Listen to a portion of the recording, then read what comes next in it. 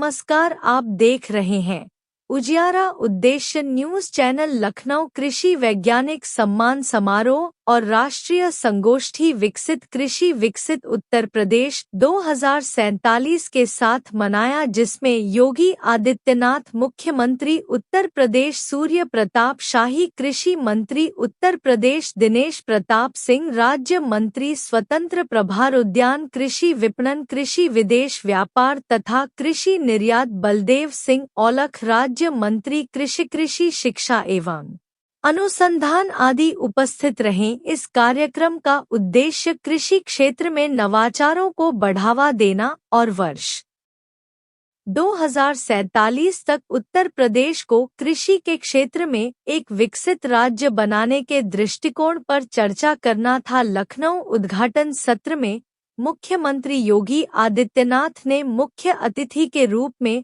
उद्घाटन सत्र का शुभारंभ किया। सूर्य प्रताप शाही माननीय मंत्री कृषि शिक्षा एवं अनुसंधान उत्तर प्रदेश ने कार्यक्रम की अध्यक्षता की। उद्घाटन सत्र में दीप प्रज्वलन के उपरांत कैप्टन विकास गुप्ता, अध्यक्ष उत्तर प्रदेश कृषि अनुसंधान परिषद लखनऊ ने स्वागत उद्बोधन दिया। इसके बाद मंत्री सूर्य प्रताप शाही ने अध्यक्षीय उद्बोधन दिया, जिस में उन्होंने कृषि के महत्व और राज्य के विकास में इसकी भूमिका पर प्रकाश डाला। इस अवसर पर अतिथियों का अभिनंदन किया गया और एक महत्वपूर्ण पुस्तक का विमोचन भी हुआ। इसके बाद मुख्य अतिथि योगी आदित्यनाथ के कर कमलों द्वारा उपकार एवं उपास पुरस्कारों का वितरण किया गया, जिसमें कृषि वैज्ञानिकों और शोधकर्ताओं को उनके उत्कृष्ट योगदान के लिए सम्मानित किया गया। आइए देखते हैं प्रधान संपादक विनोद कुमार की खास रिपोर्ट।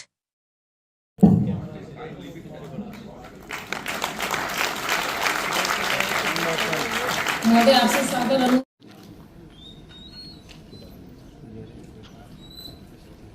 इनको पीएचडी के लिए, थीसिस के लिए पुरस्कार दिया जा रहा है। कृषि विज्ञान में श्री आलोक कुमार सिंह जी थे और कृषि अभियंत्रण प्रौद्योगिकी और सामाजिक विज्ञान में श्री अवधेश कुमार यादव जी। जोरदार तालियां आप सभी इसकी अभिलाषी हैं, ये मंच आपसे अभिलाषी है कि हमारे सारे सबको जोरदार तालियों से स्वागत करें। पादक मंडल है doctor Manoj Kumar Tripathi, doctor Sangeeta Srivastava, doctor Ashutosh Mal, doctor Rakesh Kumar Singh और अभिषेक कुमार सिंह। और इस पत्रिका को कई बार राजभाषा कीर्ति पुरस्कार भी प्राप्त हो चुका है। धनामृत, बीजामृत और सर्वों को पोषण के उपायों को समझाया गया है। हमारा तीसरा जो विमोचन होने जा रहा है, this is also the source of. So these are the soil boosters. They are not the main. अगला पुरस्कार है युवा वैज्ञानिक पुरस्कार। हमारे युवा वैज्ञानिक डॉक्टर राहुल कुमार सिंह, जोरदार तालियां। ये हमारे एसएमएस है कृषि प्रसाद केवी के वाराणसी से, जोरदार तालियां। इन सभी को एक मेडल, एक मोमेंटो, एक सर्टिफिकेट और एक कैश प्राइज दिया जाता है। ये हमारे युवा वैज्ञानिक हैं। तीसरा हमारा जा रहा है पीएचडी, उसमें उपकार और हमारे कृषि विश्वविद्यालय और जो हमारे कृषि विज्ञान केंद्र हैं और भारतीय अनुसंधान परिषद के लोग हमारे कृषि के संस्थान उत्तर प्रदेश में चल रहे हैं, इन सब के बीच में समन्वय स्थापित करके कैसे हम अपने रिसर्च को और उसके साथ साथ इसका एक्सटेंशन, जो आदरणीय प्रधानमंत्री मोदी जी कहते हैं कि लैब टू लैंड उसको जाना चाहिए, उस दिशा में हम सबको मिलकर के आगे के दिनों में प्रयास करना है। मैं धन्यवाद देना चाहता हूं आदरणीय प्रधानमंत्री जी के मार्गदर्शन में आदरणीय कृषि मंत्री भारत सरकार ने इस साल विकसित कृषि का अभियान खरीफ की फसलों को लेकर के चलाई। जो उनकी ओर से संकेत आए हैं वो आए हैं कि रबी के सीजन में भी इस प्रकार का अभियान चलाए जाएंगे और उस अभियान को हम कैसे सार्थक बना सकते हैं, इन सारे महत्वपूर्ण पहलुओं पर किसानों के बीच में चर्चा किया जाना, प्राकृतिक खेती के बारे में चर्चा किया जाना, रासायनिक खादों और कीटनाशकों के दुष्प्रभाव से आज मानव जीवन को जो खतरा पहुंच रहा है या स्वास्थ्य के भीतर नुकसान पहुंच रहा है, कैसे हम पोषक अन्न उनको उपलब्ध करा सकते हैं, इन चीजों पर चर्चा करना और बाजार की मांग के अनुरूप हमारा उत्पादन बढ़े, देश के और दुनिया के आवश्यकताओं के अनुरूप हम खाद्य भंडारण सुरक्षा दिए जाने में हम सफलता प्राप्त कर सके, उस दृष्टि से उत्तर प्रदेश के हमारे वैज्ञानिकों की महत्वपूर्ण भूमिका है, हमारे किसानों की महत्वपूर्ण भूमिका है। मैं समझता हूं कि आज इन सारे विषयों पर आपकी संगोष्ठी होने वाली है। और वो आपका मंथन के बाद जो संस्कृतियां आएंगी, राज्य सरकार उसको पूरा प्रयास करेगी कि हम लोग उसको जो करने लायक होगा उसको हम उसके भीतर शामिल करेंगे। आपके उपकार की क्रियाशीलता को बढ़ाए जाने की दृष्टि से एक हम लोगों ने 5 सदस्यीय कमेटी भी बनाई थी। डॉक्टर विजय सिंह जो उपकार के पहले महानिदेशक भी रहे हैं और इस समय आचार्य नरेंद्र कुमार विश्वविद्यालय के हमारे वाइस चांसलर हैं, उनकी अध्यक्षता में 5 सदस्यीय समिति बनाई है जिसमें उपकार के महानिदेशक भी शामिल हैं। और मैंने कहा है कि 1 महीने के भीतर ये सारे विषयों पर बैकग्राउंड से लेकर तब तक का विचार विमर्श करते हुए जो अपनी संस्कृतियां देंगे तदनुरूप हम लोग इसकी क्रियाशीलता को बढ़ाए जाने की दृष्टि से सचेष्ट हैं। इन्हीं शब्दों के साथ आपके इस कार्यक्रम के लिए मैं आप सबका आभार व्यक्त करता हूँ और पुनः आदरणीय मुख्यमंत्री जी का और सभी अतिथियों का हृदय से धन्यवाद देता हूँ कि उन्होंने आपने बहुमूल्य समय निकाले। बहुत बहुत धन्यवाद। मेरा नाम डॉक्टर श्वेता है। मैं चंद्रशेखर कृषि विश्वविद्यालय में वैज्ञानिक। आज चंद्रशेखर मतलब कृषि विश्वविद्यालय को सबसे ज़्यादा अवार्ड मिले हैं, इसके क्या खास वजह रही? इसकी खास बात हमारे जो वाइस चांसलर सर हैं डॉक्टर A.K. सिंह सर, उनकी गाइडेंस मतलब बहुत अच्छे वाइस चांसलर सर हैं। उनकी प्रॉपर गाइडेंस से हम लोग काम करते हैं, तो उन्हीं के मार्गदर्शन से आज हम। तो क्या लगता है सुशील सोलोमन काम नहीं करते थे? नहीं वो भी करते थे समय समय की बात है। तो अच्छा मैम, आपकी जो आप लोगों ने R&D करके जो रिसर्च की है उसको ट्रांसफॉर्मिंग कैसे करते हैं और उसका क्या इम्पैक्ट आता है मार्केट किसानों पर? जो हमारा रिसर्च एंड डेवलपमेंट के बाद जो भी प्रोसेस होता है, हमारा कृषि विज्ञान केंद्र है डायरेक्टेड एक्सटेंशन के थ्रू, हमारी डायरेक्टेड एक्सटेंशन का भी अवार्ड मिला है। तो उन्हीं के थ्रू KVKs में सारी रिसर्च जाती है और जो हमारे वैज्ञानिक हैं वो फार्मर्स तक पहुँचाते हैं।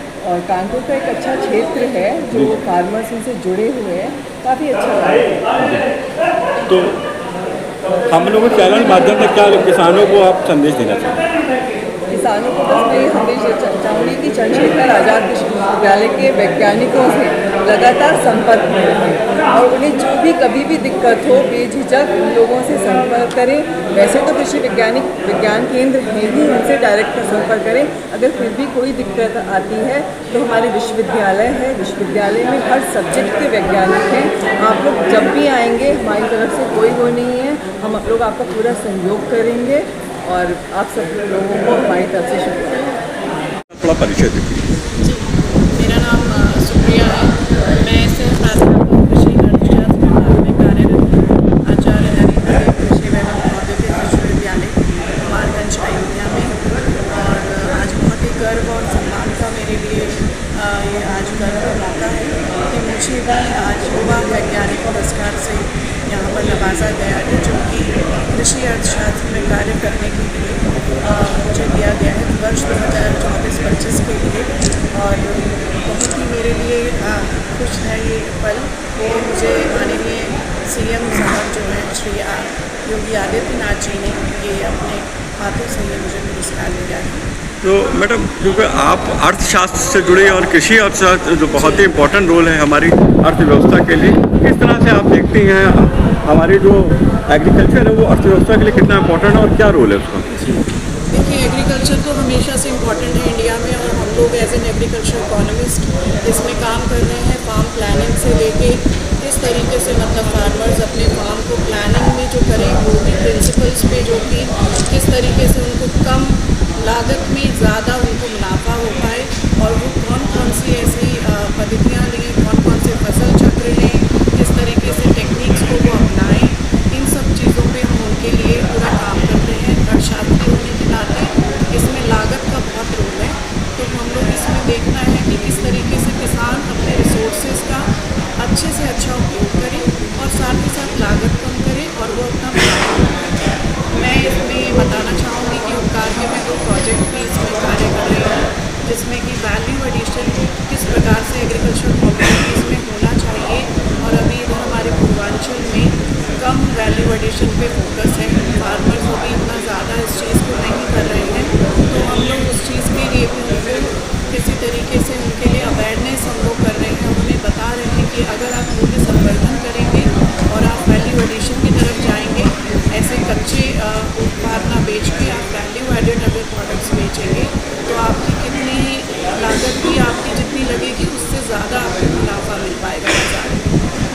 ठीक।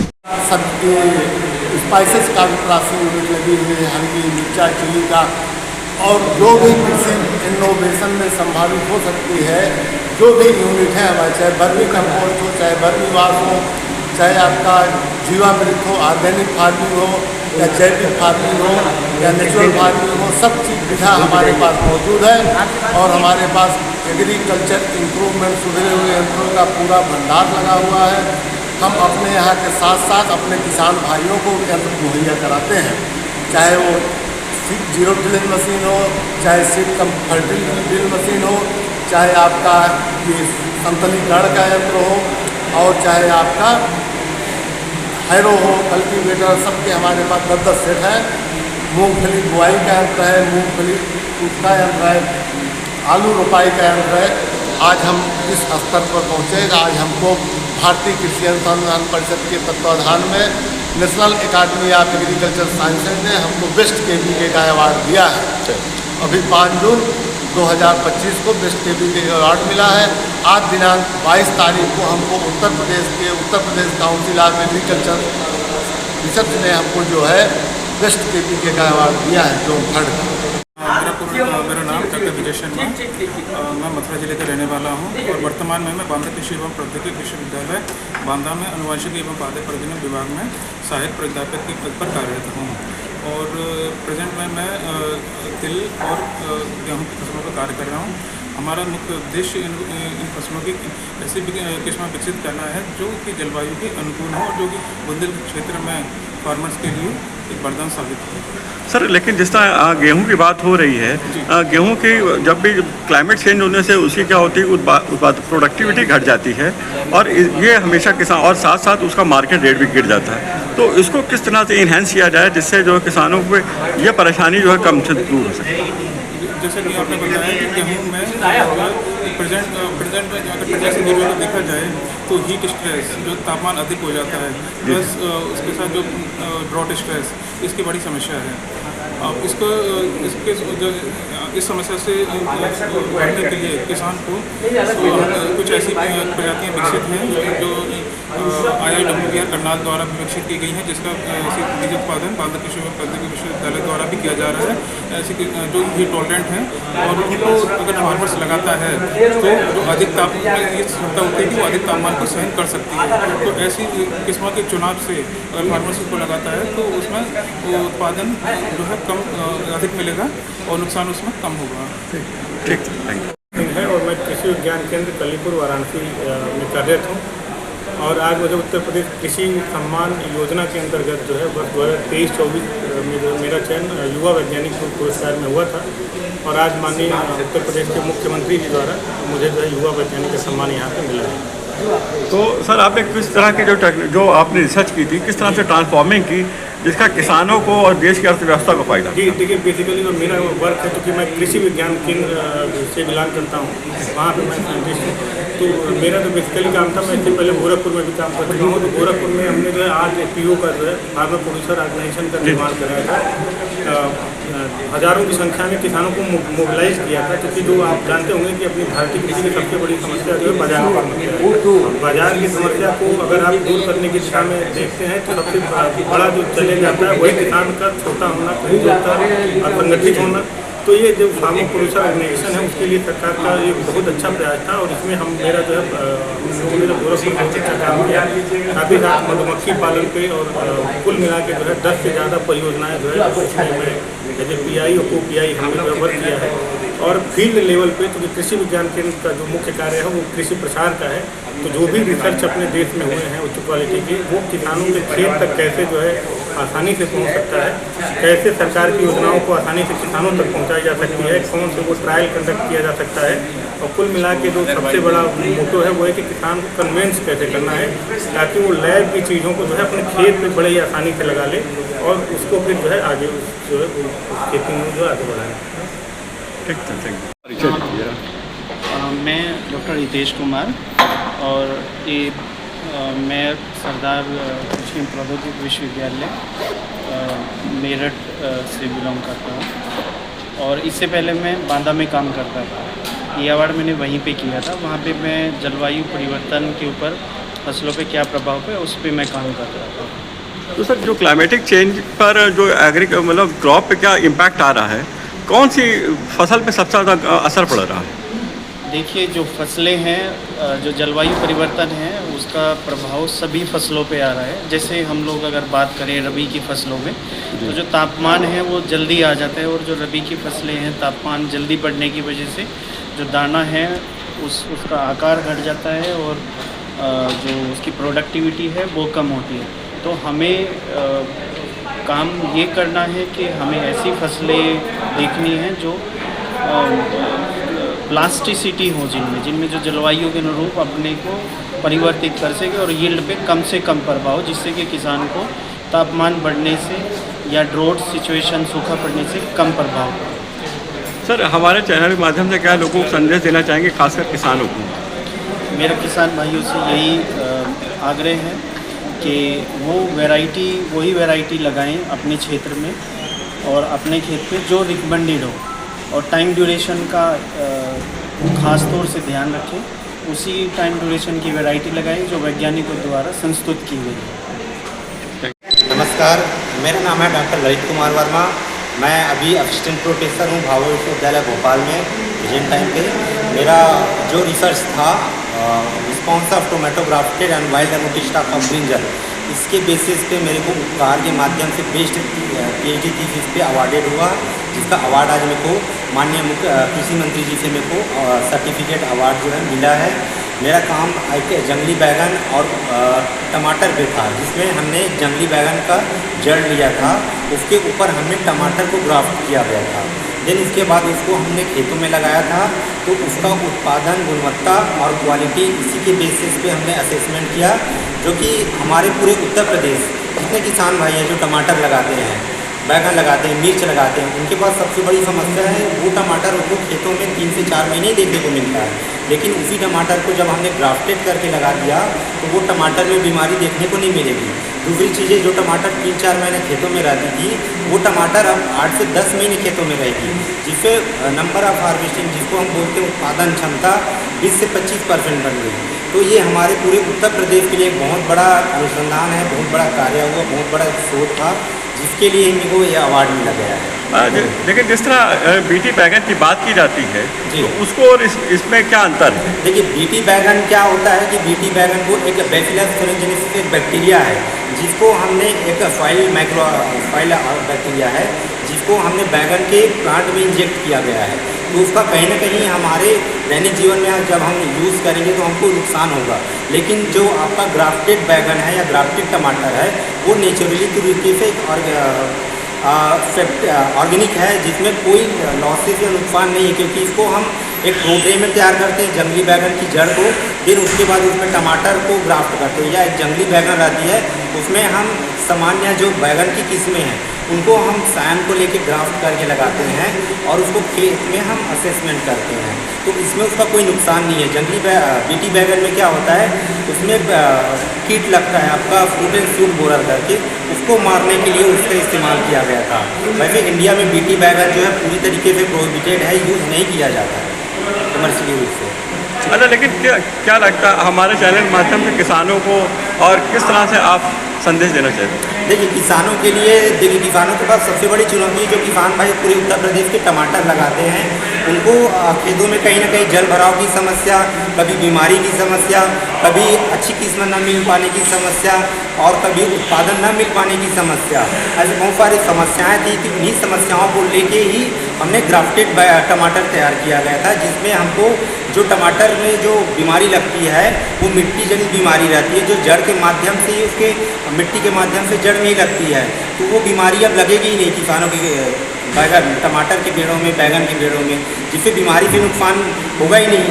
पहला चीज़ यहाँ पे उनको फ़ायदा हो गया। दूसरी फ़ायदा सबसे बड़ी हुआ कि जल भराव की समस्या, बहुत सारे किसान भाई ऐसे होते हैं जहाँ पे जल भराव की समस्या आती है, पानी भरा रहता है खेतों में, तो नॉर्मल टमाटर लगाएंगे, वो टमाटर 2 से 3 दिन बाद मर जाएगा हमारा।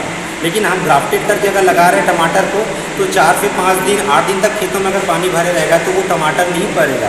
क्यों नहीं मरेगा? क्योंकि उसमें हमने जो जड़ लिया है, रूट स्टॉक, मूल वृंत, वो बैगन का है, जो जंगली है पूरी तरीके से। उसकी जड़ सिस्टम फाइब्रस रूट रहती है, जिसकी वजह से 8 से 10 दिन पानी को सह सकता है। कुछ ऐसे एरिया भी है हमारे उत्तर प्रदेश में, Mahoba area, Uttarakhand area, sorry आपका बुंदेलखंड एरिया, ऐसे बहुत सारे एरियाज हैं जहाँ पे पानी नहीं गिरती, पानी की समस्या आती है। तो नॉर्मल टमाटर में हमको 3 से 4 दिन में सिंचाई देना ही पड़ेगा, लेकिन हम ग्राफ्टेड टमाटर लगाते हैं तो उसको 8 से 10 दिन 15 दिन तक सिंचाई नहीं देते, तो भी हमारा ग्राफ्टेड पौधा ख़राब नहीं होगा, मरेगा नहीं, क्योंकि उसकी जड़ जो है बहुत अंदर तक जाए रहती है, जिसकी वजह से पानी को एब्जॉर्ब कर लेती है। तो ये इसके लिए फ़ायदा है। इसकी सबसे बड़ी फ़ायदा ये हो रहा है, जो नॉर्मल टमाटर है, हमने पहले भी बताया कि नॉर्मल टमाटर 3 से 4 महीने बाद खेतों से हट जाएगी, लेकिन जो ग्राफ्टेड टमाटर है आपको 8 से 10 महीना 12 महीने तक खेतों में देखने को मिलेगा। मेरा खुद इस पर रिसर्च था, तो मैंने खुद आपका सितंबर में हमने टमाटर को ट्रांसप्लांटिंग किया था, जो आपका मार्च से अप्रैल में हमने उसको लास्ट हार्वेस्टिंग किया, 8 से 10 हार्वेस्टिंग तुराई किया हमने। तो ये बहुत बड़ा अचीवमेंट हो सकता है पूरे उत्तर प्रदेश के किसान भाइयों के लिए। परिचय सर, आज जो उपकार का स्थापना दिवस मनाया है आपने, और ख़ासकर जिस तरह नए युवाओं को, वैज्ञानिकों को आपने सम्मानित किया और उनका हौसला अफजाई की है, इससे क्या असर पड़ेगा आने वाले दिनों में किसानों को? देखिए, इससे बहुत असर पड़ेगा, क्योंकि वो वैज्ञानिक और उत्साहजनक से अच्छा शोध का कार्य करेंगे, जिससे जो परिणाम आएंगे वो किसानों के लिए लाभदायक होंगे। ये असल में 2 तरह की हम लोगों को पुरस्कार दिए जाते हैं। एक जो शासन की तरफ से घोषित धनराशि है, उसके तहत जितने कृषि महाविद्यालय हैं और महाविद्यालय जो उत्तर प्रदेश में, उनके वैज्ञानिकों को दिया जाता है। दूसरा है, उपकार ने एक एकेडमिक स्थापित की है, उसमें भी वैज्ञानिकों को दिया जाता है, और जो भी केंद्र शासित संस्थान है उनको भी दिया जाता है। इसके अलावा उसमें FPO और कृषि विज्ञान केंद्र और जो हमारे पूरे उत्तर प्रदेश में जो सबसे अच्छा कार्य कर रहे हैं उस संस्थान को दिया जाता है। ये दोनों में अंतर है, और इससे जो भी वैज्ञानिक पुरस्कृत होते हैं आने वाले समय में होंगे, तो निश्चय है कि उनके एक उत्साहजनक ऊर्जा मिलेगी, जिससे और अच्छा कार्य करेंगे। सर, लेकिन जिस तरह जो R&D होती है एग्रीकल्चर सेक्टर में, वो कैसे ट्रांसफॉर्म हो किसानों तक, इसका क्या मैकेनिज़्म है और किस तरह से आप पहुँचाते हैं?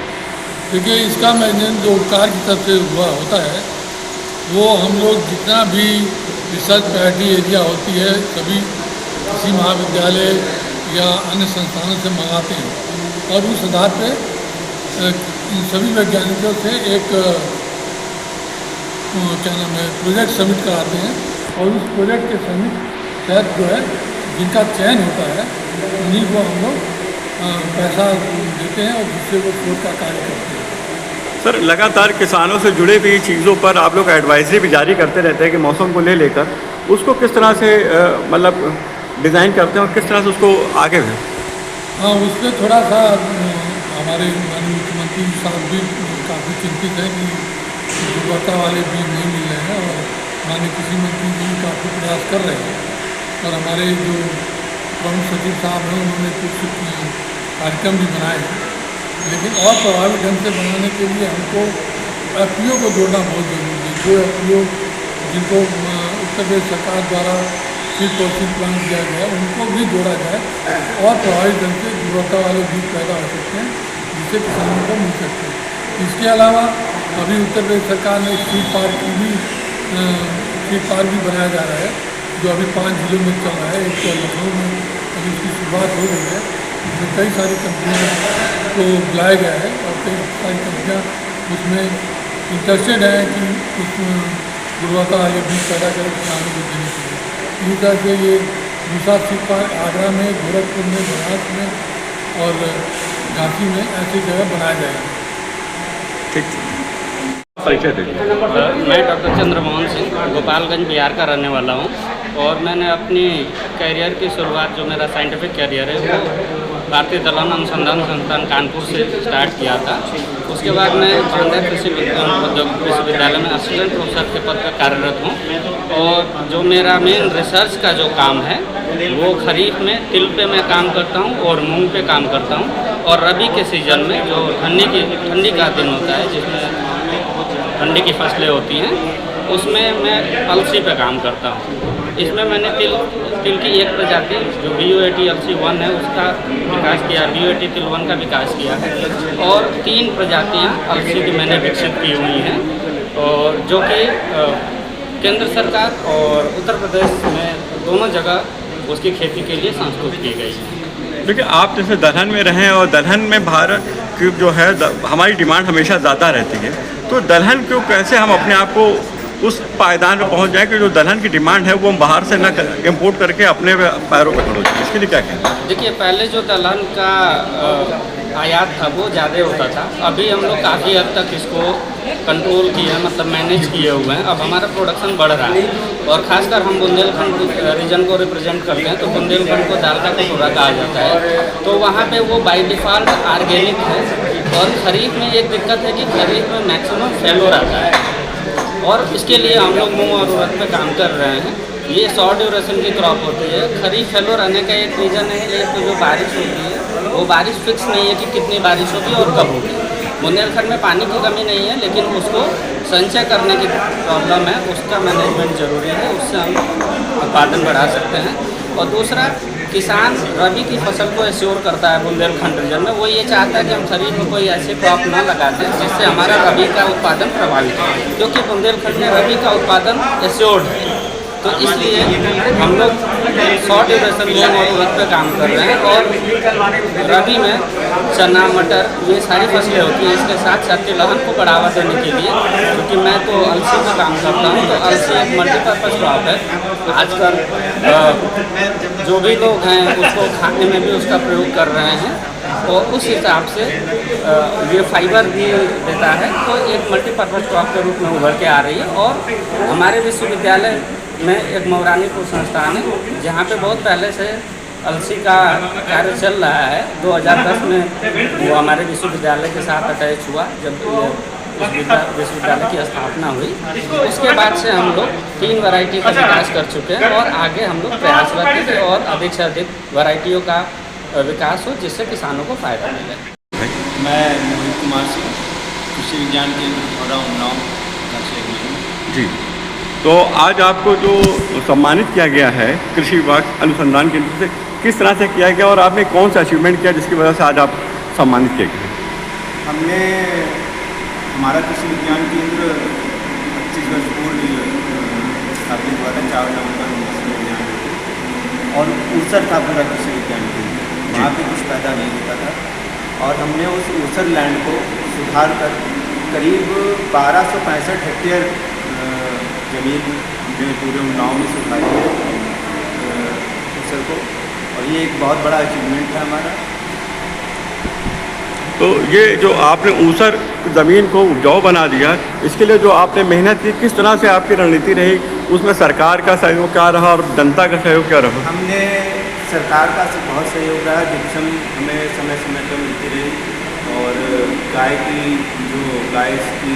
गोबर की खाद हमने प्रयोग की ऊसर सुधारने के लिए, और सरकार ने भी हमारी हर समय पर मदद की। जिप्सम हमें आसानी से उपलब्ध होता रहा, तो हमें कठिनाई नहीं हुई ऊसर भूमि को सुधारने में। तो अब आप आगे का क्या आपका लक्ष्य रहेगा, क्योंकि आपको एक माइलस्टोन आपने बनाया है, एक मील का पत्थर साबित किया, इसके आगे क्या आपका नया होगा? हमारा लक्ष्य एक तो ये है कि उन्नाव एक बहुत बड़ा आम का क्षेत्रफल है, वहाँ पे बहुत बागवान है, लेकिन हम उत्पादन सबसे ज़्यादा करते हैं उत्तर प्रदेश में, लेकिन हम अभी आम को एक्सपोर्ट नहीं कर पा रहे हैं। तो हमारा एक लक्ष्य ये है कि हम आम को ज़्यादा से ज़्यादा एक्सपोर्ट कर सकें, जिससे ज़्यादा से ज़्यादा बागवानों को लाभ मिले, और किसानों की आय दुगनी करने के लिए एक हमारा लक्ष्य है कि किसानों की आय दुगनी करने के लिए हम किस प्रकार से उन्हें लाभ पहुंचा सकते हैं सरकार के माध्यम से और अपने माध्यम से, उसके लिए हमारा लक्ष्य है। और इस कृषि विज्ञान केंद्र में हम आने वाले समय में जो भी कृषि योजनाएं रहेंगी भारत सरकार की, उन सभी योजनाओं को अच्छे से क्रियान्वित करने के लिए हम प्रयासरत रहेंगे। मैं डॉक्टर अखिलेश कुमार वर्मा, मैं मेरठ कृषि विश्वविद्यालय में मोदीपुरम जो स्थित उसमें सहायक प्राध्यापक हूँ। तो मुझे उपकार में युवा वैज्ञानिक पुरस्कार मिला है 2024 और 25 का। किस क्षेत्र में आपने ये उपलब्धि हासिल की जिसके लिए आपको सम्मानित किया गया है? मैंने वेटनरी के एक डिपार्टमेंट है जिसको लाइव स्टॉक प्रोडक्ट टेक्नोलॉजी करते हैं, पशुधन उत्पादन प्रौद्योगिकी विभाग, उसके मैंने जो रिसर्च किया है, जो पेंशन है या टीचिंग है, जो उसमें मैंने योगदान दिया, उसके लिए मुझे एक विशिष्ट उत्कृष्ट पुरस्कार मुझे प्राप्त हुआ है। हाँ, अलग क्योंकि वेटनरी एक ऐसा सेक्टर है जो किसानों की आमदनी बढ़ाने में सबसे इम्पोर्टेंट रोल निभाता है। हाँ। तो इसको किस तरह से आप देखते हैं और इसको किस तरह से किसानों अपने पास पशुपालक का रूप धारण करें और जिससे वो आमदनी ज़्यादा कर सकता है? एक्चुअली हमारे देश में मिल्क जो है उत्पादन का प्रथम स्थान है और हम लोग मिल्क का उत्पादन करते हैं या जो भी और पशुधन उत्पाद से संबंधित है, चाहे वो एग हो या मीट हो। हमारा अगर प्रोसेसिंग और बढ़ाया जाए, हमारे देश में इसका प्रोसेसिंग किया जाए और प्रोसेसिंग करके अच्छे तरीके से मार्केटिंग किया जाए तो शायद जो हमारे किसान हैं उनका जो इनकम है, उनका जो लाभ है वो हम बढ़ा सकते हैं, जो कि उनको प्रॉफिट दे सकते हैं।